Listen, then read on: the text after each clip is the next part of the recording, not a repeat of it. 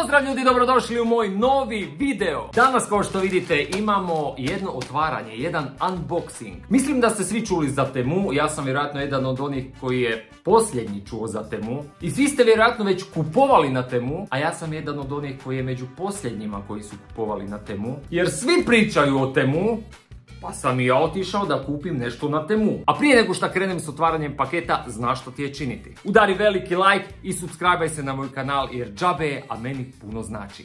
Sada, mi idemo ovo otvoriti da vidimo na što ja to trošim svoje pare. Već vidim nešto jako zanimljivo. A svi mi volimo ovo, jel tako? Svi mi volimo otvarati te pakete. Ne smijete vidjeti odmah. Ok.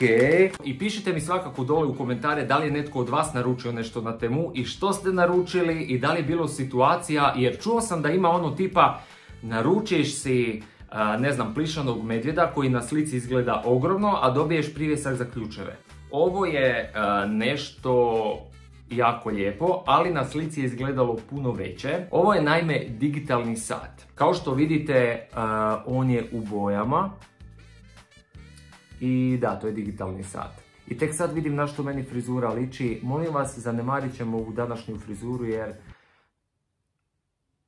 ovo je bitnije sada, koliko je sati. Ja nemam baterije, dolazi na struju, ima i kabel. Super, fenomenalno. Ovo je izgledalo ovo je izgledalo bar ovako veliko tamo kad sam to gledao, a ovo je doslovno ko mobitel veliko. Evo doslovno, gle, kad ga primim u ruku, ko daljinski za televiziju, šta? Ok, malo smo razočarani, ne previše, ali malo jesmo. Ovdje su i upute kako radi ovaj daljinski za televiziju, jer ovo, dobro, ok, ovo, dobro, ajde. Mislim da je koštalo oko 8 eura, nisam siguran, nemojte me držati za riječ. Gdje se pali?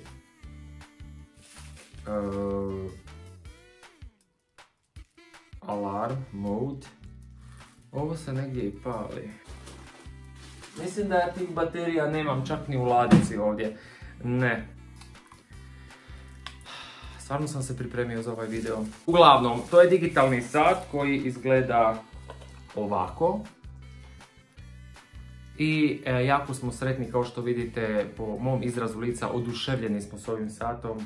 Ja sam mislio, gle, nisam ga otvorio da vidim kako izgleda, ali po ovome mi se čini da lijepo izgleda. Jedino što je na slici bio puno veći, ovdje je puno manji. Neko će reći, veličina nije bitna, ali ja nisam jedan od tih. Sljedeća stvar je... Ovo smo svi vidjeli na svim mogućim društvenim mrežama. Jel znate vi šta je ovo? Ovo je kradljivac parfema. Nije da ću krast parfeme, da se razumijemo, ali ovo je ono što uzmete, vidiš tu dole je kao pumpica ispod i onda dođeš u parfumeriju, jer kao imaš pravo se namirišat par puta kao tester parfem. I onda makneš čepica parfema, ovo staviš na onu pumpicu i samo ovako, dok te niko ne gleda. Ovako radi, i našpricaš si parfem unutra. Znači doslovno ukradeš parfem i napustiš parfumeriju i imaš parfem. Oduvijek sam htio to isprobat, kako to izgleda. Ne krast parfeme jer ja to ne radim, ne bi, znači sramota. Ali ovo sam uzeo isključivo zato kad idem na putovanja, kad putujem, onda ću lijepo to napuniti sa svojim parfemom doma. Jer znate da kad idete u avione da smijete nositi određenu mililitražu, ne smije biti više od 100 ml.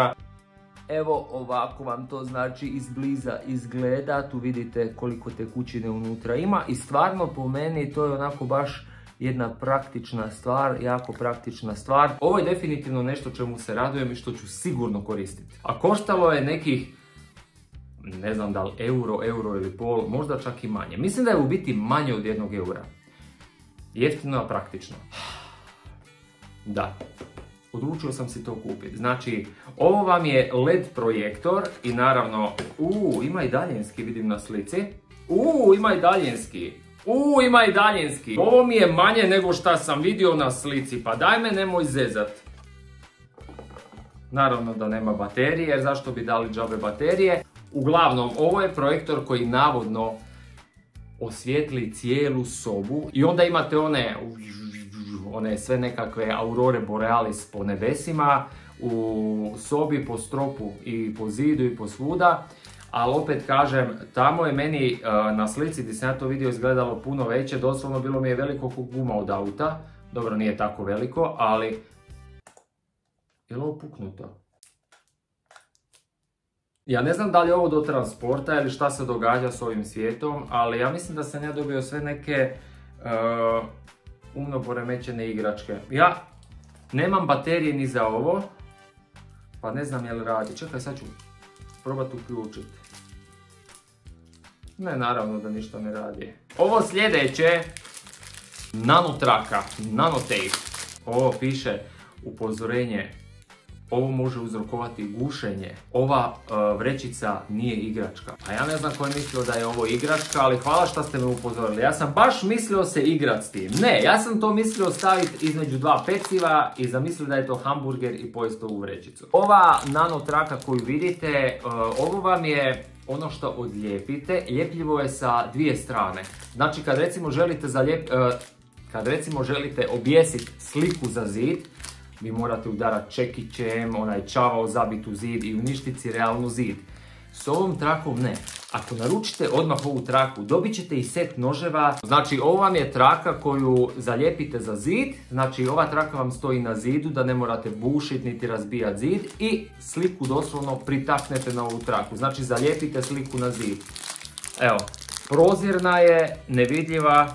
Čak i duhovi zavide koliko je nevidljiva. Znači, odlijepiš traku koja se lijepi i onda još uz traku tu imaš, vidi, jel se vidi to ovdje? Još jednu malu foliju koju dodatno odlijepiš. Jel se vidi to ovdje? Da.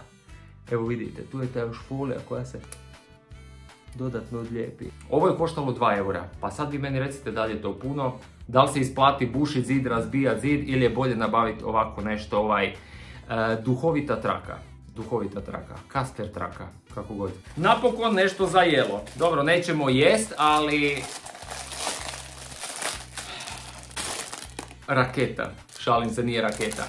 Ovo vam je ono za raditi donate. To je ovo i sada, čekaj šta je to? To je ono kao dijete kad dobije kinder jaje pa onda se igra sa kinder jajem. Evo vidiš, to se spoji tu unutra, da. I ovo ide, ja mislim...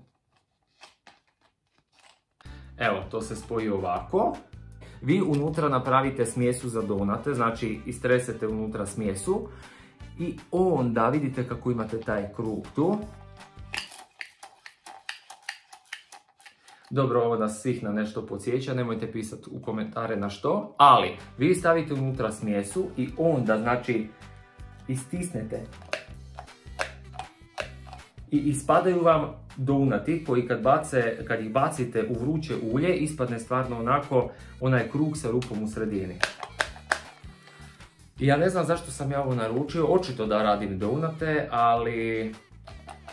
Nekako mi se čini da je to zanimljivije bilo i zabavnije bilo kupit nego koristit. Sljedeće je... Recite mi da znate šta je ovo. Znači, ovo vam je češator glave. Navodno to stavite na glavu i gurate.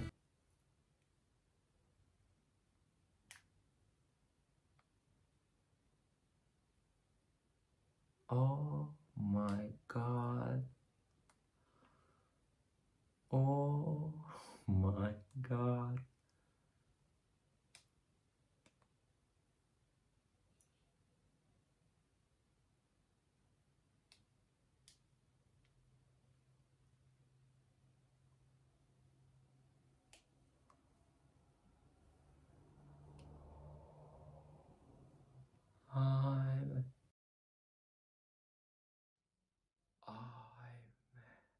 Ajme ljudi, ovo da sam znao, ja bi ovo bio prije nabavio.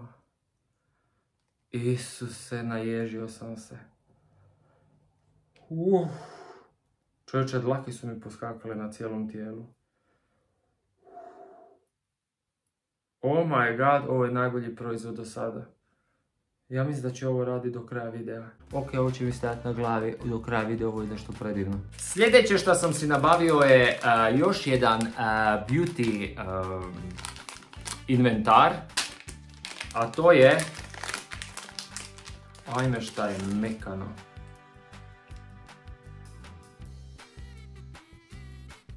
Gle, pogledajte ove iglice koje sve ima. Znači, to je za masiranje ili čišćenje lica. Iako ja to ne radim, ja se inače ne čistim lica, ja se samo umijem. Ne da se meni one silne kreme i preparate. Ne znam, možda u pubertetu kad sam bio onda, znaš, ono, za te prištiće stavljaš nešto. Sad ne stavljam ništa na lice i nema prišti. Dobro, stvori se tu i tamo jedan kad pojedem puno slatkog, ali ne treba. Ali gle, ja sam si ovo morao naručiti jer koštalo, ja mislim, 50 centi. Tako da, i ovo, ajme kako je mekano. Znači ovo doslovno stavite u nekakav sapun ili ta sredstva za čišćenje Domestos za lice, ili ne znam kako se zove to, Ajax, Cif, Arf. I onda doslovno ovako stružete i sastružete sve te mrtve stanice sa lica i pomladite se. Znači, u buduće, sad imam 25 godina, ali u buduće kako budete gledali moja videa, znate kako ćete znati da koristim ovo? Vjerojatno u drugom videu ću imati 20 godina, pa onda poslije u nekom idućem videu 18 godina, sve dok ne dođem do prvog razreda osnovne ili vrtića. Sljedeći proizvod je jedan novčić. Znate onog negativca na Batmanu, zove se Two-Face, dvolični, onaj čovjek sa dva lica.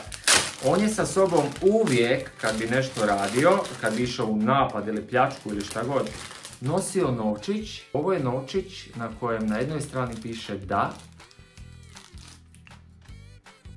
yes, a na drugoj no. Ovo bi moglo biti zabavno jer svaki puta kada ne znam donijeti odluku, ja ću jednostavno baciti ovaj novčić, da novčić odluči za mene. Ovo je nešto presavršeno, znači. Sada ćemo mi s ovim novčićem odlučiti, šta ćemo odlučiti? Da li da naglo nestanem s YouTube-a i prestanem snimat videa, da se svi zapitaju kamo je nestao Piko.